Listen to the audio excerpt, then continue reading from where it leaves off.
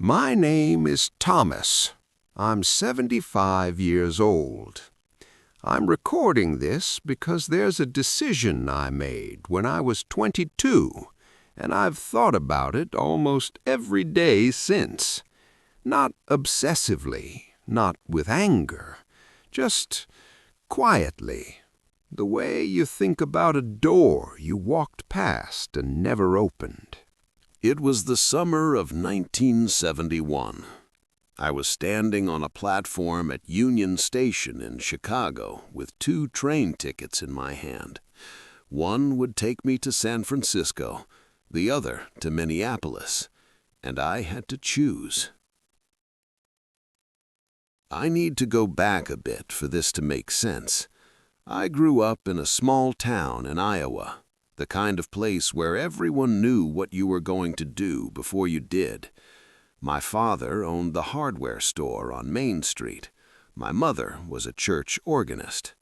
I was the only son, the one who was supposed to take over the family business, marry a local girl, raise kids in the same town where I was raised. And I was good at it, being the person everyone expected me to be.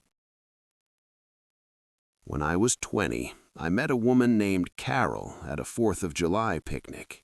She was 19, sweet, came from a good family. Her father owned the grain elevator. Everyone loved her, my parents especially.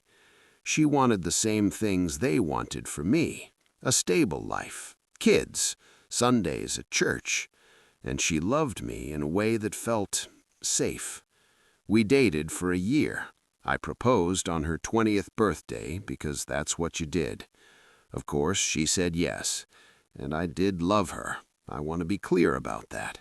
I loved her the way you love someone who fits perfectly into the life everyone imagined for you. But there was something else. His name was James. I met him in the spring of 1971. I'd taken a job at a photography studio in Chicago just for the summer before the wedding that fall. Carol wasn't thrilled, but I told her I wanted to save money for our honeymoon. James worked there too. He was 23. He'd just dropped out of art school. He had long hair that fell past his collar, and he wore these paint-stained jeans, and he listened to records I'd never heard of during his lunch breaks. He was nothing like anyone I'd ever known. We became friends quickly. Too quickly, maybe. He'd show me his photography. We'd talk for hours after our shifts ended, sitting on the fire escape outside the studio, drinking cheap beer. He talked about moving to San Francisco, about the art scene there, about living in a shared house in the Haight and making work that mattered, and being around people who didn't live by anyone else's rules. And when he talked, I felt something I'd never felt before, like I was waking up, like there was a version of me I'd never met. One night in early June, we were developing prints together in the darkroom. It was just the 2 of us. Everyone else had gone home. We were standing close, watching an image appear in the chemical bath, and he looked at me and said, "You don't want to get married, do you?" I remember my heart stopping, because no one had ever asked me that. Everyone had assumed, congratulated me, told me how lucky I was, but no one had asked if it was what I actually wanted. I didn't answer him right away. I just stared at the photograph emerging in the developer and felt this pressure building in my chest. And then he said, "You could come with me." Just like that.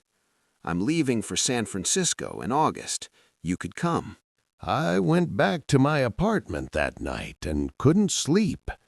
I kept thinking about what he'd said, about the possibility of a completely different life, a life I hadn't planned, a life no one expected, a life with him.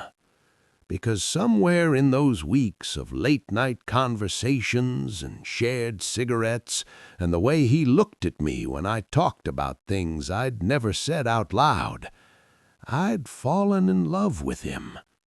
I didn't have the words for it then, not really. This was 1971. You didn't talk about things like that, especially not where I came from. But I knew. I knew when my stomach flipped every time he walked into the room. I knew when I started making excuses to stay late at the studio. I knew when I realized I thought about him more than I thought about my own wedding. Carol came to visit me in Chicago in late July. We went to dinner. She talked about the house her parents were helping us buy, about the furniture we'd need, about the church where we'd be married in October. And I sat there, nodding, smiling, feeling like I was watching my life happen to someone else. That night, I told James I couldn't go to San Francisco. We were sitting in his car outside my building. It was raining. He didn't argue. He didn't try to convince me. He just looked at me and said, "Okay." And then he asked, "Are you sure?" I said yes, but I wasn't sure, not even a little.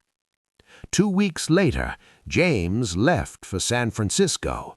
He gave me his address, told me to write if I ever changed my mind. I never did. The wedding was in October, just like we'd planned. It was beautiful. Everyone said so. Carol and I moved to Minneapolis, where I'd gotten a job at an accounting firm. We bought a house. We had 3 kids. Michael was born in 1973, Jennifer in 1975, and Amy in 1978, and I loved them fiercely, completely. I was a good father. I was a good husband. But there was always this part of me that felt absent. I thought about James sometimes, especially in the beginning. I wondered what his life looked like, if he was making art, if he was happy, if he ever thought about me. But I pushed it down. I told myself I'd made the right choice, that I'd chosen stability, family, a life that made sense. Carol and I were married for 41 years. She died 4 years ago, cancer. We'd had 6 months after the diagnosis. We'd had a good life together, we really had. But when she died, and I was sitting alone in the house we'd shared for 4 decades, I realized I'd spent my entire marriage living at a distance from myself. The kids are grown now. They have their own lives. Michael's in Boston, Jennifer's in Portland, Amy's in Denver. They call on weekends, they visit on holidays, and I'm proud of them. I love them. But they don't really know me. Not the me I might have been. A few months ago, I was going through some old boxes in the basement. I found a photograph James had given me before he left. It was a black and white print he'd taken of the Chicago skyline at dawn. On the back, he'd written, "For Thomas, in case you ever want to find me," and below that, an address in San Francisco. I sat on the basement floor for a long time, holding that photograph, and I thought about the train I didn't take. I looked him up online. It wasn't hard to find him. He'd done exactly what he said he would. He'd become a photographer. His work had been in galleries. He'd published 2 books. There were photos of him at exhibitions, at openings. In some of them, there was a man standing next to him, his partner, I assumed. They looked happy. I won't reach out to him. Too much time has passed. And what would I even say? That I've thought about him for 50 years? That I wonder who I would have been if I'd gotten on that train? That sometimes, late at night, I imagine a version of my life where I chose him instead. I don't regret my children. I need to say that clearly. Michael, Jennifer, and Amy are the best thing I ever did. but I do wonder if I could have had both, if I could have been brave enough to choose the life I actually wanted instead of the life everyone else wanted for me. I think about that platform at Union Station a lot, about standing there with 2 tickets in my hand, one to the life I was supposed to have, one to the life I was terrified to want, and I chose the train that made sense, the one everyone expected me to take. I've lived a good life, a safe life, but I spent it wondering about the other one, the one where I said yes to James, the one where I got on a train to San Francisco and figured it out as I went, the one where I let myself be the person I actually was instead of the person I was supposed to be. I'm 75 now, and I'm running out of time to wonder.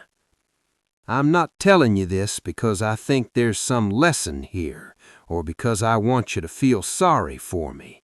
I'm telling you because I spent 50 years carrying this, and I don't want to die with it still sitting in my chest, unspoken. If you're standing on a platform somewhere holding 2 tickets, I can't tell you which train to take.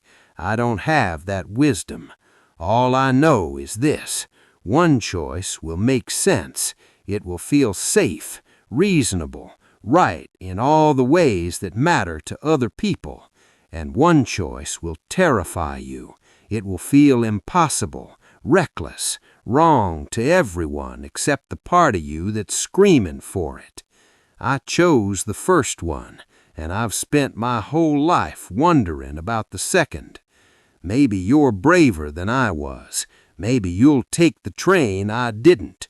Or maybe you'll choose the same way I did, and you'll build a good life anyway. I don't know. All I know is that somewhere there's a version of me who got on a different train, and I hope he's happy. I hope he became the person I was too afraid to be. If you've stayed with me this long, thank you. I know this isn't an easy story to hear, but maybe it's one you needed, or maybe it just reminded you of your own train station, your own choice. Either way, I'm glad you were here.